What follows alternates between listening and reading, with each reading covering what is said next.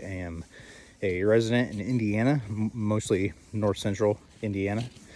My wife and I purchased 50 acres or so of land that includes some interesting contents. We like this land because on the map it was surrounded by a pretty significant amount of woods. It looked like it had largely been abandoned for quite a few years, and it was just in a really nice spot in this county. Additionally, multiple times that we have been driving out in this area, we had found, pretty sizable deer and turkeys, and had heard that it was a pretty good spot for deer hunting. So we began contacting the property owner about 3 months ago, and kind of cold call, sent letters. Hey, just wondering, you ever considered selling this? I'm not sure if anybody's living there. Just trying to kind of establish a relationship with the owner at the time. It did take about 2.5 months to finally get him to return a call, but after doing so, we were able to kind of establish this rapport, and came out, saw the property, had saw how rough it is. So we did make an offer, verbal, and he accepted, and not too long after we closed. So now my wife and I and my parents plan on improving this property slowly but surely, and eventually building our houses out here. It's going to be an adventure, and we're all looking forward to it, and just living out in the country. So follow us as we continue to make updates to the work we're doing on the property.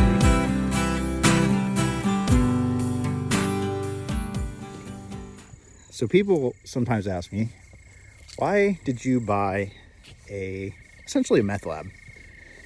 And the answer for that is because we got a fair deal on the property. It's a beautiful property, and it's a great area. It's a little rough, but we can work on that. So then people ask me, how do you know it's a meth lab? Well, we pretty well know it's a meth lab from the report of police, neighbors of the area, and from the various things we found on the property so far. So some of the interesting things we found include a 55-gallon trash container full of empty starter and lighter fluid. Just another interesting tidbit of the property.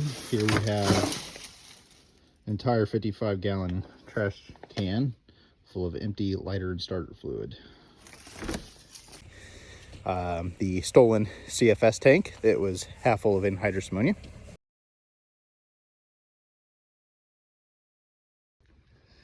So this area had to be cleared out so that we could get the container out, or I should say the tank that was full of anhydrous ammonia. The multiple propane tanks. Another wonderful thing that the property has is a lot of propane tanks, LP tanks.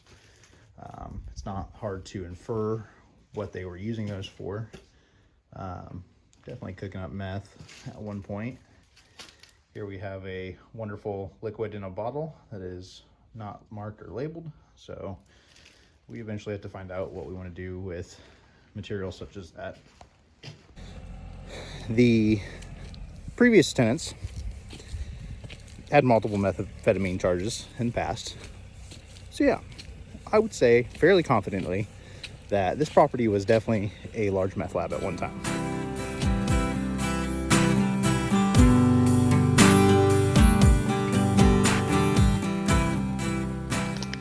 Kind of an overview of some of the buildings here. This is the main house, which is quite rough, and there is pretty much junk everywhere. In fact, I do not want to go inside for much, but the whole house largely looks like this, including all the outside.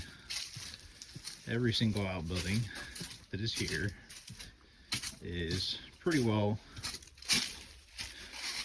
full of junk.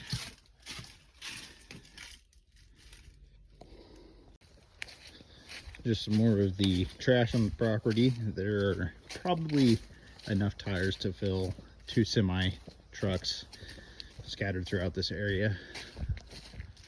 This building is a 2-car garage. The slab's actually pretty nice, but as expected, it is a pretty rough building, and again, there's quite a bit of junk and trash.